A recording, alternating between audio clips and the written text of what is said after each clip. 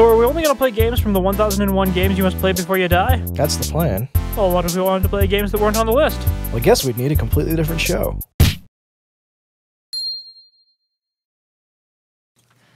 And we're back. Bigger! More Better. excited! Uncut. We're not circumcised, Oh, is that what we're saying? apparently. I was just telling you need to be more excited. We're playing Darkest Dungeons again. Why are you not stoked? So last time, I tried to fight a boss that I'd never fought before and lost one of my plague doctors. Is that what happened? I don't remember. That was like a year ago. Or, you know, last week. Has it been that long already? Maybe this game just makes things seem longer. So what's happening now? I am going through a medium difficulty dungeon. Are you killing puppies? I am. Why are you killing puppies? Well, look at those puppies. Do they look healthy to you? Well, then take them to the fucking vet. The the 15th century weird vet who's probably going to use leeches to try to cure them? Dude, it's better than what they look like right now, isn't it? You mean bony and clearly zombies? Are they clearly zombies? Maybe You they're can just see their malnourished. ribs. Well, just because you can feel their ribs No, doesn't... you can see them. Well, okay, that's maybe a little unusual, but it's nothing that a couple Band-Aids can't fix. You vastly overestimate the usefulness of Band-Aids. Are you sure? I'm pretty sure they're pretty fucking helpful. On the bright side, it's also nothing that like a little bit of buckshot can't fix. That's not a fix. That's just killing. Well, they're not in pain anymore. Is it like that time the Batman thought that the bad guys were just going to sleep? I thought we were going to stop referencing things that people can stop watching our channel to go watch instead. I'm sorry, it's just funny and it was the first thing I thought of. And plus we didn't tell them where it was, because I don't even fucking remember. So what is that thing? The thing that I'm fighting? Yes. A slavering ghoul. We went over All right, this. we went over this, but we didn't actually talk about the fact that slavering is in fact a word. Yeah, so that's one that I was right on. Yeah. So that particular episode, we went 1 for 1 there. Yeah. Because what was it that you didn't think was a word? It wasn't that what I thought was a word, it's that I pronounced riposte Right. instead of riposte. And have you learned the error of your ways? Have you repented? Bigger the beast, the greater Riposte. You son of a bitch. I will end you, son. I won't, actually. I can't back that up. So, what kind of dungeon is this? I have to explore 90% of all rooms, And then what? and then go home. Oh, really? Yeah. What's at home? Is there a surprise party waiting at home? I would know. That would make it a pretty shitty surprise party if I knew. That's true. Don't tell him about the surprise party. I did just like a quick run before this where I was doing one. 2 things. Number 1, it wasn't quick. Number 2, didn't you retreat? Yeah. Okay. Well, was that in some way important? Yes. It made me cranky. So anyway, I did a quick run before this, where my mission was to gather, to try to steal food from them. I failed. But, yeah, so there are other types of missions other than scout rooms and kill monsters. Okay, good. Because I was beginning to really question that. What other things are there other than steal food, scout rooms, and kill monsters? There's another one where you have to find and purify 3 water three water sources, I think it is. And there's another one where you have to find certain types of treasure in a dungeon and unlock them and bring them home. So what kind of treasures have you found so far? Because I feel like if you found treasure by now, buy a new castle! The point isn't we want to live in this castle, it's we don't want evil to overtake the entire Earth again. Well, then just fucking burn that fucker down. Does that not sound like a good idea? No. How is that not a... Okay, are the bad guys in the castle? They're actually under the castle. Okay, so we burn the castle down and then it's on a cliff, isn't it? Yeah. Then push the rest of the castle into the sea. Problem solved. I'm not sure you understand how physics works. I do, and I'm pretty sure that they still had Caterpillar fucking construction equipment in whatever time this is. What's that look supposed to mean? Nothing. Oh, okay, good. Secrets I'm and glad we had this little wonders can talk be found about in the most nothing. tenebrous corners of this place. I timed lighting that torch fairly nicely. Also, are they in fact jelly monsters? Quivering ectoplasm. Thank you okay. very much. So, jelly monsters. Basically what I said, right? Ectoplasm. Okay. As the light gains purchase, You know the only reason that anybody knows what the fuck ectoplasm is made fucking clear. Ghostbusters, right? But ectoplasm is in fact a real thing. They actually legitimately did their research on that one. Yeah. Yeah. They didn't... I mean... It is in no way a scientific movie. But they actually took some time to try and figure out some way to make it at least a little plausible, creatures can which be I felt. appreciate. They can be beaten. Essentially, so long as they put in a little bit of effort, you'll take it. Well, we've talked about this. Like, if you are willing to provide any explanation, no matter how fucking weak, at least you gave us an explanation. So long as you throw some technobabble at us, we'll take it. Well, okay, no one would watch Star Trek if that weren't the case. Because the minute that Geordi opens his fucking mouth and says something about reverse tachyon beams, I'm pretty sure everyone just tunes out and waits for the movie wait for the plot to start again. But they're like, well, at least they tried. And in defense of Star Trek, they always did try to stay with the most current theories on science and the way shit works. For example, the whole warp theory thing is actually a scientific concept that they're still working with now. Transporters, that shit probably won't work. Well, even if it did, as much as I love the idea of holy shit gargoyles, as much as I love holy shit gargoyles, Yeah. and the idea of teleportation, Before we move on, are those gargoyles made of holy shit? yes. Okay. Unfortunately, if a teleporter took you apart and put you back together on the other side, you're not you anymore. You're just a different person who looks like you. Yeah, it's like if you cut something and cut and paste something in a document, you're not taking that and moving it. You're just creating a new one somewhere else. Do you know the only reason that they used transporters in the original series? Shuttle doing shuttles would be too expensive. It was too expensive to have them land the ship on a planet every week. They just wanted a way that they could be like, all right, they're there, now they're there. So that one was born of necessity. And even in the original series, it wasn't originally called warp factor. It was called time warp factor. In the first pilot, they just cut the time part off. Okay. Also, in the original pilot, when they entered warp, all the lights flickered and the theme played. It was horrendous. I love me some Star Trek, but holy God, there has been some cheesy Star Trek. Some cheesy as fuck Star Trek. You mean Star Trek? That is, I believe that's what I said, yes. There has been some Star Trek, and it has also happened to be as cheesy as fuck. Yeah. Devastating blood. Because literally, or like really, when wasn't it cheesy? Well, I mean, when they were tackling social issues.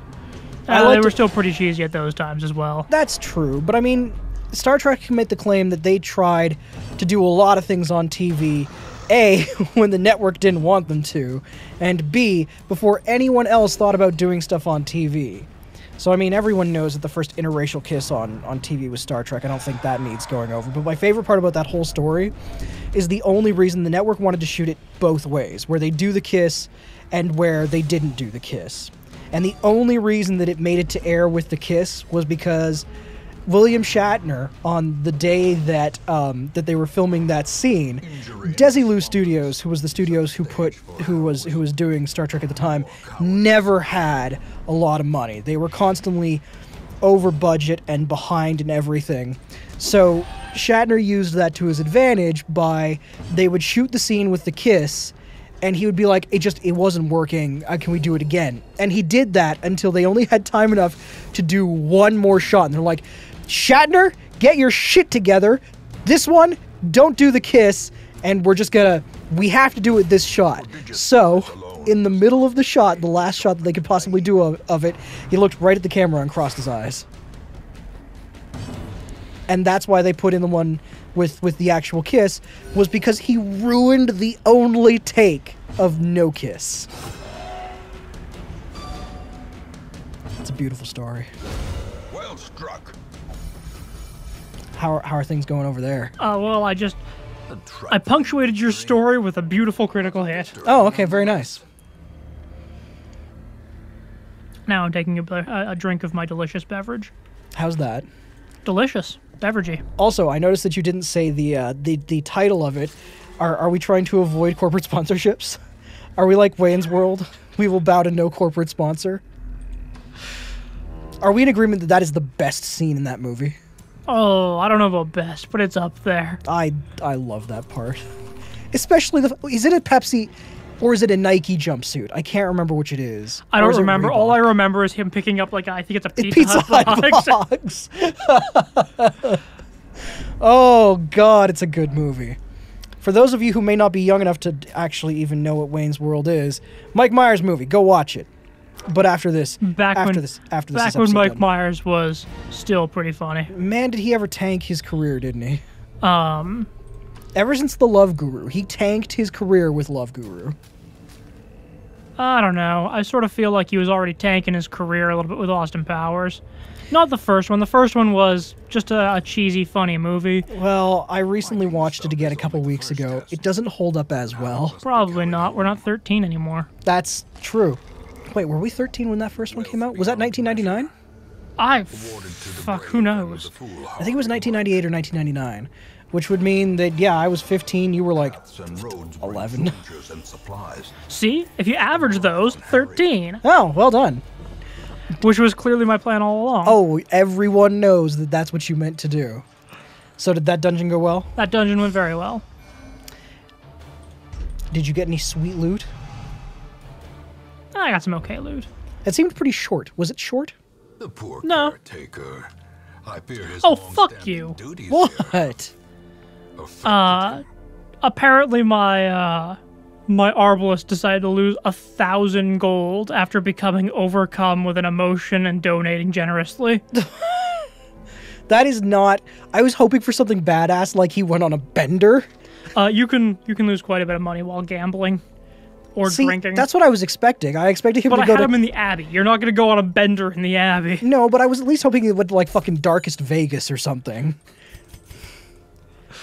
Hello, welcome to Darkest Vegas, where if you lose, you pay the ultimate price with your life. It's the worst slots ever, really. You put money in the slot, and then you put your arm into a little thing, and if you lose, it just chops your arm off, and then you bleed out in the casino. That seems... dark? excessive. Like Darkest Vegas? I don't even think Darkest Vegas is that dark. Darkest Vegas. What happens in Darkest Vegas stays in Darkest Vegas, 'cause you never leave. What happens in Darkest Vegas stays in Darkest Vegas, much like your arm. Yes. Then they sell it on the darkest black market. To darkest amputees. I really have to wonder about all these people. Why? Also, darkest amputees wouldn't be a thing because you can't put someone's amputated arm onto another person. It doesn't work. Although that'd be sweet. If that just worked. Yeah. Whose arm would you want? My own. Oh. Well, that's not really, like, creative thinking. Within the spirit of the question. Yeah, for example, I would want one of Wolverine's arms. Because A, I know that I wouldn't lose it at Darkest Vegas. Because you can't cut through fucking adamantium. Adamantium, fuck, I'm sorry. Plus, you get claws. That's pretty sweet. And then my other arm, I don't know, Mr. Fantastic, because right now the soda's far away and I want some. So how's laziness working for you? Dude, it's like basically what 90% of my life is based around. If I could get away with not doing anything ever, I'm pretty sure I'd take that deal. Even the fiercest beast will lay down when it is not eaten. What? Steal their food. This is stealing their food. But even... Sorry, he said even the strongest beast? Even the fiercest beast will lay down when they have not eaten. And then he says Oh. something about taking their food. I thought... Sorry. For some reason, I thought he had said even the fiercest beast will not lay down when beaten. Poop blossoms. I'm just not giving them much credit anymore. Which is weird, because most of what they say actually makes sense, except when it's like, you know, trying to procedurally generate it. At the beginning of the dungeon, Confidence it's going to make sense. That's true. And I mean, you have to give it up for them for putting so much in there. They at least tried. As opposed to, like, older sports games. I'm looking at you, NBA Jam. What about Gun and Run? Dude, we haven't even played that game in, like, fucking 20 years. All I remember is, Hey! that's too far, That's no too good. far! No good! And it's entirely possible that being that we haven't played that for so long, because it was still in the arcade when we played it, that we don't even remember that right. I bet his delivery of that line is completely different than what we do now. That's entirely possible. Hey, it's too far there, bud. Hey! That's too far! No good. What are you doing with your life? Oh my god. Well, I don't remember which game it is. I think it might be one of the wave races or something like that, or like one of the jet ski games. Well, there was a hidden feature where the announcer would be like completely just like not aggressive but completely uninterested. Like if you went off like a jump into a sweet movie, be like, "Oh, good for you." Like, and this is one of the ones they didn't find for like years after the game was released. And it's one of my favorite things in gaming history. Because someone's at a board meeting was like, hey, what if we just made like a really pissed off announcer? What if he hated everyone in the race and just decided this would like be his last day at work? Because if you hate your job and you're just quitting, what wouldn't you say? A powerful blow. I can't imagine. I did once put a recipe for muffins in a ticket. I know you did. It was found immediately. Was not impressed. Everybody else was. Well, I was. I thought it was hilarious. I remember he just sent me a message with the ticket number. Or not the ticket number, yeah, the account number. And he was like, your brother did this. And I was amazed.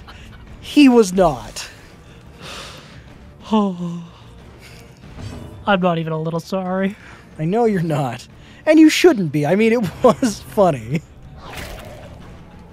Why a recipe for muffins? I've always wanted to know. It was the first thing I could think of. And you figured that this was a completely harmless way to say fuck you to that particular employer? No, not that employer. It was that customer. He was such an asshole while I was trying to solve his problem. Really? And I was just like, you know what? Fuck you. Next person who deals with you doesn't have notes. They have to start from the beginning, and you're going to have your problem solved much slower. But hey, at least they get a nice recipe for muffins. So really, while you hurt the customer, you helped whoever the next agent to take that call was going to See, be. I was being nice to my employer while still hurting the person I was angry at. I don't know if that ever made it up the chain. I don't know if anyone ever said anything about that. All I know is that that note got deleted. I also know that I was employed there a second time, so I mean, it can't have gone that far up. Oh my god, you're totally right. I didn't even think about that. They hired you back a year later. It did. That's fucking beautiful. Up top. That's a retroactive high five for work done many years ago now. So, I'm sure most of you have picked up on the context here, but I worked technical support for a specific company I won't mention, but anyway, we had to take notes after every call, and this customer was just... You leave notes on their account so the next person who looks at it knows what the fuck was going on. Exactly. And the person I was dealing with was just a total ass clown. Victory. Sorry, did he paint his ass in clown colors and give himself like a red nose? He sure did. Oh, alrighty then. So in order to express my frustration, as it was my last day, I deleted all of the notes on his account and replaced them with a recipe for blueberry muffins. It was beautiful. And on that note, we're going to call that the end of this episode. And join us on the next one when, I don't know, he'll finish this dungeon or some shit. Why did I get soft? Does my guy now have erectile dysfunction? Sorry, I thought you were asking why you got soft, and I was probably gonna cite that you're only here with me. Mechanical hazards. Anyway, next time. Another life wasted in the pursuit. So that doesn't make you happy, right? Nope. Was that On one the of bright side, this is like my That's seat. not the ferry. That's not the. What are you doing? Ferries cost like $5. For real? Oh God. Fine.